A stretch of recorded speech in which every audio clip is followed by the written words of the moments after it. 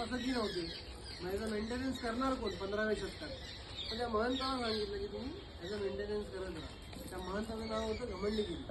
मग हळूहळू त्यांनी महाबोधी विहार आणि हा त्यांचा बर्मी मठ आहे, हा जेवढा आपण फिरतोय ना चालतोय, हा बर्माचा महाविहार होता त्या काळामध्ये.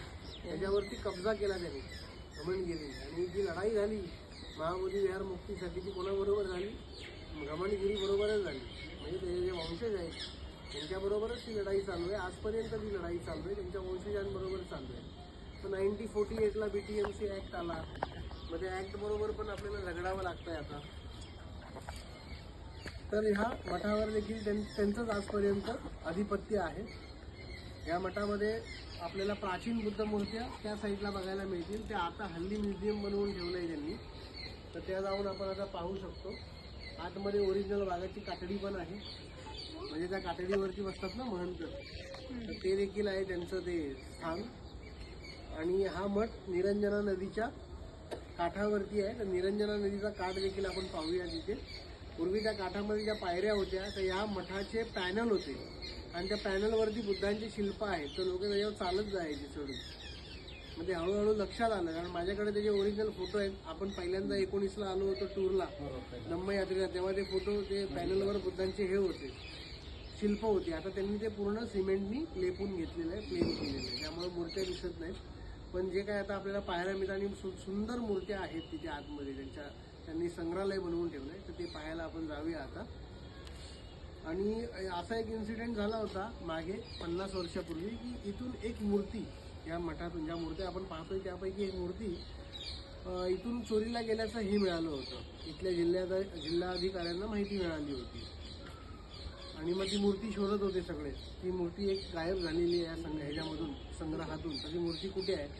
तर तो इथलाच कलेक्टर बिहारचा एकदा ह्याला गेला होता अमेरिकेमध्ये. पण तो त्यांनी अचानक त्या संग्रहालयाला तिथल्या भेट दिली, तिथल्या म्युझियमला अमेरिकेच्या. तर त्यांनी ती मूर्ती जी बघितली तो त्याला आठवलं की अशीच मूर्ती चोरी झाल्याचा एक रिपोर्ट आला होता आपल्या बिहारमध्ये घमंडगिरी मठातून. तर त्यांनी ती मूर्तीचं परत हे केलं, शोध सुरू केला, पाहिली ती मूर्ती तीच निघाली. मग त्यांनी भारतीय गव्हर्नमेंटला ह्यांना कळवलं, राजदूतांना, आणि इकडे माहिती दिली की अशी अशी मूर्ती जी चोरी झाली होती घमंडगिरीमधून ती इथे आहे अमेरिकेच्या म्युझियममध्ये. तो भारत सरकारने ती मूर्ती परत आणली. असे इन्सिडेंट बरेच होतात. भारतातून प्राचीन मूर्त्या बाहेरच्या देशांना विकल्या जातात. मूर्त्यांचा बाजार होतो प्राचीन मूर्त्यांचा. हे तुम्हाला एका आर्नॉल्ड शॉर्सनेगरच्या पिक्चरमध्ये देखील पाहायला मिळेल. कुठला तरी तो फेमस पिक्चर आहे, नाव मला आठवत नाही. आणि हिंदी चित्रपटात देखील पाहायला मिळतो. 100 Days वगैरे पिक्चर आहे ना जॅकी श्रॉफचं, ते प्राचीन मूर्त्यांचे तस्करी करतात. पूर्वी मध्य प्रदेशमध्ये जेवढे स्तूप तुम्ही पाहिलेत ना, पुरा स्तूप आहेत मध्य प्रदेशमध्ये. तर त्या काळामध्ये काय ट्रेजर हंटर जे असतात ना, जसं तुम्ही त्या मम्मी पिक्चरमध्ये बघितलं असेल, दोघं पती पत्नी ट्रेजर हंटरच असतात ते पण. तर ते काय करायचे, स्तूप फोडायचे आणि स्तूपामधून धातुरक्षा ज्या ठेवलेल्या असतात अहर्तच्या किंवा बुद्धांच्या सगळीकडे, तर त्याच्यामध्ये 5 प्रकारची रत्न पण ठेवलेली असतात, सोने, चांदी, हिरे, मोती असे. तर ते रत्न त्यांना मिळावी या उद्देशाने ते काय करायचे, ते स्तूप फोडायचे आणि ते करंटा काढून त्यातून त्यांनी अनेक वेळा तशी रत्न मिळवलेली आहेत. तर मध्य प्रदेशमध्ये अशा घटना फार घडलेल्या आहेत, MP मध्ये. तसं तुम्ही वाराणसीमध्ये पण पाहाल तर बनारसचा जो राजा होता चेतसिंह, त्या चेतसिंहानी धम्मराजिक स्तूप ढासळवला होता आणि त्याच्यापासून बनारसचं मार्केट आणि बनारस घाट बनवलेलं आहे. धम्मराजिक स्तूप ऐकलंय का कधी? मोजके असतात. त्या स्तूपामध्ये बुद्धांचे धातू आहेत काही, त्या स्तूपांना धम्मराजिक स्तूप म्हणतात. तर आता धम्मराजिक स्तूप कुठला पाहायला मिळतो? एक नालासोपाराचा मिळतो, एक तक्षशिला मिळतो आणि एक सारनाथमध्ये होता तो सम्यक स्तूपाच्या समोर धम्मराजिक स्तूप.